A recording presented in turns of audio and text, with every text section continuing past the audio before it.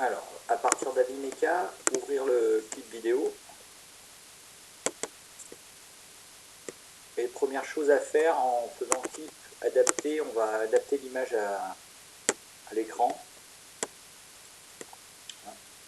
Ensuite, aller dans étalonnage et faire en sorte que les coordonnées soient positives. Donc là, comme la balle va tomber, j'oriente mes axes désordonnés vers le bas. Et donc je peux prendre ici soit le troisième ou le quatrième système d'axe.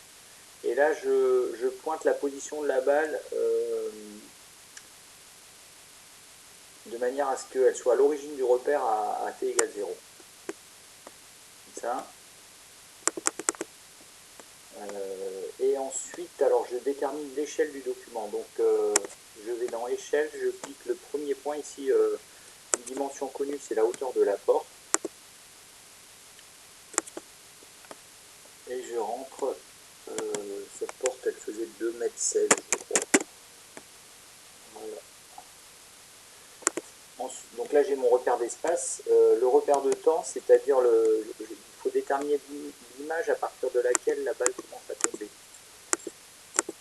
Et donc là, si on regarde, c'est à la 5 elle est immobile et à la 6 elle est en train de tomber. Donc je vais déclencher mon chrono, c'est ici que ça se passe, à l'image 5. Hop. Et là j'ai choisi mon repère de temps. J'ai terminé l'étalonnage et je peux commencer le pointage. Donc pour le pointage, pour gagner en précision, on peut utiliser la loupe.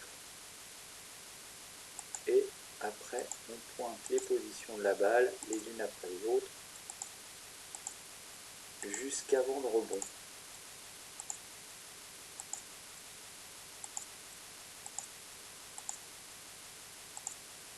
Etc. etc.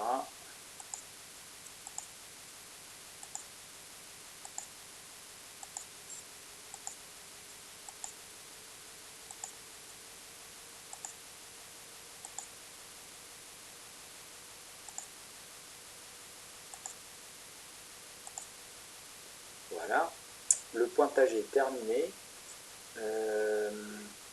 Donc pour faire une copie d'écran, on peut faire fichier, mesure, copier dans le presse-papier graphique. Et à ce moment-là, vous pouvez emmener ça dans un traitement de texte et vous aurez la trajectoire. Et pour exploiter cette série de mesures sur Régressif, il faut d'abord enregistrer le fichier en faisant fichier mesure, enregistrer dans un fichier format régressif windows.rw3. À ce moment-là, vous lui donnez un nom. Alors je vais le mettre en vidéo, je vais l'appeler pointage. Je vais le mettre sur le bureau, pointage, voilà. Hop. Et là, c'est fini pour la partie Avimeca.